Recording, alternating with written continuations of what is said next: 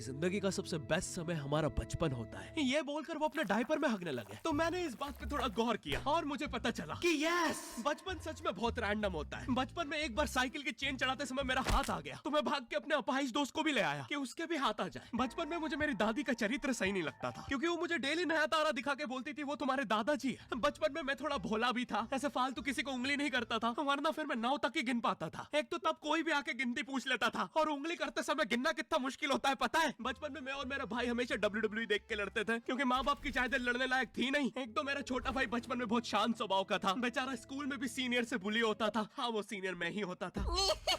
एक बार मुझसे बोलता भैया डॉक्टर बनना मेरा सपना है, तो मैंने उसे नीट की बुक्स ला दी तो अब वो उसका पूरा सपना बन गया। अब वो डॉक्टर गेम में भी बीमार ही बनता है और बवासीर पीछे होती है। चिंटू, बुक्स नहीं पढ़ रहा है तू? एक बार बेचारा बिस्तर पे गिर के रोने लग गया तो सब बोलने लग गए कुछ नहीं हुआ, चींटी मर गई, चींटी मर गई। मैं यहाँ सोच रहा हूँ फिर अभी तक हम चींटियों वाले बिस्तर पे क्यों सो रहे थे? हाँ, घर में सबकी पीठ पे ददोड़े हो रखे हैं। हाँ, ये नहीं गिरता तो हमें तो पता ही नहीं चलता बिस्तर पे चींटियां हैं। हम तो सोए जा रहे हैं चींटियों वाले बिस्तर पे। और स्कूल में जब भी ये छोटे भाई पैंट में हक देते हैं तो बड़े भाई को क्यों बुलाया जाता है? पता है कितनी घनघोर बेइज्जती होती है पूरी क्लास के सामने, और बुलाते भी इतने सस्पेंस है, वो देख के बड़े भाई का हगना निकल जाता है। ऐसे 2 छोटे बच्चे स्लो मोशन में भाग के आ रहे हैं। हाँ, वो उनकी नॉर्मल स्पीड है। मैं देखता हूँ मेरे भाई को क्राइम सीन से 2 पियून पकड़ के ले जा रहे हैं। उसे ब्राउन रंगे हाथों पकड़ लिया गया। मेरे भाई ने मुझसे जाते जाते कहा, मुझे फंसाया जा रहा है। मुझे पता था इस लेंडे के पीछे की कहानी इतनी सिंपल नहीं हो सकती। कड़ी तहकीकात के बाद मुझे पता चला इस लेंडे के पीछे बड़े बड़े पॉलिटिशियंस, गैंग लीडर्स और माफिया इन्वॉल्व है। मेरा भाई सही कह रहा था, ये उसका लेंडा नहीं है। हैंड्स अप पीटी टीचर, तो वो लेंडा तुम्हारा था। तो तुम्हें पता चल ही गया, तुम मुझे कभी नहीं पकड़ सकते। रुको, भाग गया। जाने दो उसे बेटा, हमने पीटी टीचर के बड़े भाई को बुला लिया है वो लेंडा उठाने।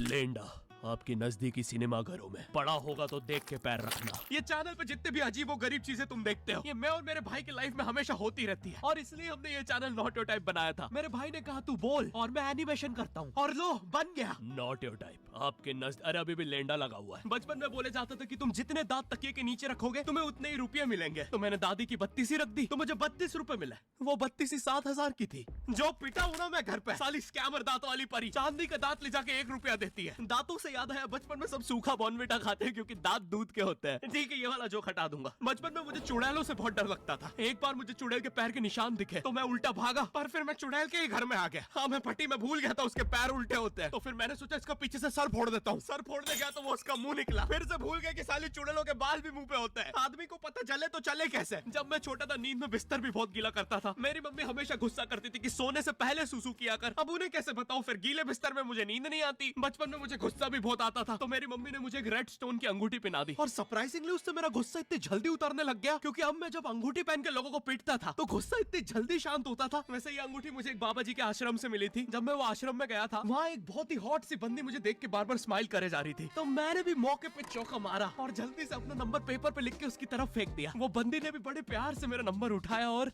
खा लिया। अरे भाई, उसको भूत लगे, वो तब से सबको स्माइल दे रही है। हम भी सुबह से नंबर फेंक रहे हैं, अभी तक 2 किलो पेपर खा गई है। अब तुम्हें भी ऐसे रैंडम भूतों या स्ट्रेंजर्स पास नंबर ना फेंकना पड़े प्यार के लिए, इसलिए आओ हैपन पे चले।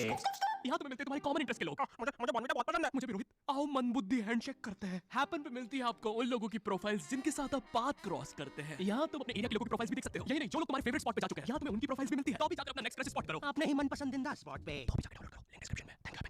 बचपन में मेरी मम्मी हमेशा बोलती रहती थी कि बाहर जाके खेलो। अब बाहर मेरे मोहल्ले के बच्चे भाई वो ऐसे अजीब अजीब से गेम्स खेलते थे। कहीं ड्रैगन फ्लाई में रस्सी बांध के उसको पेट बना लिया है, कहीं नंगे भाग रहे टायर के पीछे लकड़ी मारते मारते। मेरी मम्मी को उन पे दया आ रही है कि बेचारे गरीब बच्चे किसी भी चीज से खेल लेते हैं, फिर हमारी कार पलट जाती है। हाँ, वो टायर हमारी कार का था। और मुझे एक बात बताओ, चक्के से खेलने पे वो गरीब कैसे कंसिडर हो रहे हैं? क्या पता उनने कार खरीद के चक्का निकाला हो, क्या पता लैम्बोर्गिनी के चक्के से खेल रहे हो। नहीं, तुम्हें कैसे पता चल रहा है वो गरीब है या अमीर? और एक चक्के से इतनी सारी एक्टिविटी करेंगे ये लोग। कभी चक्के में रस्सी बांध के झूला बना दिया, कभी झूले से फिका के खुद को लूला बना दिया, कभी लूले पे झूला बांधकर हुला हू बना दिया। ये इतने हरामी बच्चे थे, इनके साथ कोई भी घर घर नहीं खेलता था क्योंकि घर ये जुए में लगा के हार जाते हैं। ये वो बच्चे जिन्हें तुम रिमोट कंट्रोल कार भी दोगे तो उसकी मोटर निकाल के पंखा बनाएंगे। एक बार इन्होंने रिमोट कंट्रोल रिमोट बनाया था। तुम अगर इस रिमोट पे बटन दबाओगे तो इस रिमोट पे बटन दबेगी, बस ये लोग मकर संक्रांति के दिन पतंग भी लूटते थे दुकानों से। पतंग से याद है मैं बचपन में अपने दोस्त जनक के साथ बहुत पतंग उड़ाता था। जनक गुजराती था और गुजराती लोग तो बहुत बड़े पतंगबाज होते हैं। वो लोग गला काटने के बाद भी काहे पोचे चिल्लाते हैं। जनक मेरे घर पे इतना बड़ा गिर्रा लेके आता था पतंग उड़ाने। उस पर पता नहीं कितने 1000 किलोमीटर का मांझा लपटा होता था। हम दोनों का सपना था उस गिर्रे की पूरी ढील देना। एक बार तो गिर्रा खाली होने ही वाला था, पर वो पतंग तो घूम के हमारे पीछे से आ गई। हमने हमारी ही पतंग काट दी। तो इस बार हमने सोचा पतंग पूरी परपेंडिकुलर उड़ाएंगे, स्ट्रेट। हमने 2 घंटे ढील दी। वो मांझे में वेव सिग्नल आने लग गए प्राचीन भाषा में। हमें लगा हमने एलियंस ढूंढ लिया, बट फिर धीरे से वो सिग्नल क्लियर हुआ। हमें पता चला हमने कोई नासा का 100 मिलियन का टेलीस्कोप काट दिया।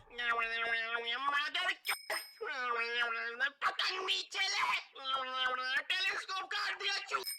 नासा का टेलीस्कोप जैसे ही नीचे गिरा, बच्चों से पहले विसरो ने लूट लिया। बहुत वियर्ड था, इतने सारे बुड्ढे छत कूद के भाग रहे थे। एक तो जनक के मांझे में इतनी सारी गठाने होती थी, वो मांझा इतना भारी हो जाता था। हम चौथे माले से पतंग उड़ा रहे, वो दूसरे माले पे उड़ रही है। बचपन में बोला जाता है किसी भी स्ट्रेंजर से बात नहीं करते, तो फिर मैं इशारे करता था। तो फिर दादी मेरे चरित्र पे सवाल उठाती थी। दादी से याद है पुराने जमाने में एंटरटेनमेंट के लिए कुछ होता नहीं था, तो लोग 7-7, 8-8 बच्चे पैदा कर लेते थे ताकि उन्हें जायदाद पे लड़ता देख मजे ले सके। मेरे पापा के 5 भाई और 4 बहनें हैं, टोटल 9 बच्चे। मेरी दादी ने जिंदगी के 9 साल बस बच्चे दिए। दादी ने 9 साल तक पेट में इतनी लातें खाई है, उनके अंदर से एब्स आ गए थे। मेरी दादी लिटरली अंदर से टूट चुकी थी। उनका इतनी बार ऑपरेशन हो रखा है, उनको डॉक्टर ने टाकों की जगह चेन लगा दी थी। भाई आज के जमाने में तो इतने बच्चे कोई पैदा नहीं करता, उल्टा अबॉर्शन करवा लेते हैं। और यस, मैं अबॉर्शन बोलूंगा क्योंकि मुझे जेल नहीं जाना। एक तो इंडिया में भी अबॉर्शन करवाना लीगल है, लेकिन बच्चे का जेंडर जानना इलीगल है। मतलब तुम मार तो सकते हो, लेकिन किसे मार रहे हो ये पता नहीं कर सकते। तो देखो अब रिस्क कितना बढ़ गया है। क्या पता अंदर शेर बैठा हो या कोई बड़ा गैंगस्टर, क्योंकि तुम्हें तो पता नहीं है तुम किसकी सुपारी दे रहे हो। क्या पता वो अंदर बंदे लेके बैठा हो। बचपन में सबके मम्मी पापा डराते हैं, मस्ती मत करो वरना बोर्डिंग स्कूल भेज देंगे। और मुझे बोर्डिंग स्कूल से इसलिए डर नहीं लगता था कि मैं वहां जाके अपनी फैमिली से दूर हो जाऊंगा। मुझे बोर्डिंग स्कूल से इसलिए डर लगता था क्योंकि वहां पे वो बड़े दांतों वाला ईशान अवस्थी होता है। मैंने पहली बार जब तारे जमीन का ट्रेलर देखा था, तो उसमें वो पागल बच्चे ने आतंक मचा रखा था। फिर मैंने मूवी का नाम पढ़ा, तारे जमीन पे। मुझे लगा बिछाए होंगे इस पागल को पकड़ने के लिए, शॉक वॉक देना होगा तारों से। इसके तो दांत भी इतने बड़े हैं, सारी तारे काट देता होगा। मुझे ट्रेलर देख के लगा कोई एक्शन मूवी है, आमिर खान जोकर बना हुआ है। मुझे लगा यही तारों का जाल बना के पकड़ेगा पागल को। हाँ, ट्रेलर देख के तुम्हें क्या ही समझ में आएगा। एक शॉट में आमिर खान बोल रहा है आपके बच्चे को डिसलेक्सिया है, फिर अगले ही शॉट में जोकर बन के बड़ा मछलियाँ उड़ती क्यों नहीं। फिर मुझे लगा ये शायद अपने माँ बाप को बोल रहा था। और दया तो मुझे उस लंगड़े बच्चे पे आती है जिसके बगल में ईशान अवस्थी को बिठा दिया था। वो बेचारा उठ के भाग भी नहीं सकता। और मैंने तो सुना था बोर्डिंग स्कूल में बस नॉटी बच्चे जाते हैं, तो फिर इस बेचारे गाय से बच्चे को क्यों यहाँ भेज के रखा है। कोई ऐसा तो नहीं इसके पहले पैर थे और ये बहुत मस्ती करता था, तो माँ बाप ने पैर तोड़ के इधर भेज दिया। बस भाई मेरा हो गया है आज का। अगर तुम्हें वीडियो पसंद आई तो यार लाइक मारो। एम करते हैं 7 लाख लाइक्स के लिए। पिछले वीडियो में नहीं आए थे इसलिए अब मैं औकात में आ गया हूँ, इसलिए अभी लाइक मारो। चैनल पे नए हो तो सब्सक्राइब करो। मुझे मुंह दिखाई के लिए 10 मिलियन सब्सक्राइबर्स चाहिए। और हैपन को भी डाउनलोड करना मत भूलना, लिंक डिस्क्रिप्शन में।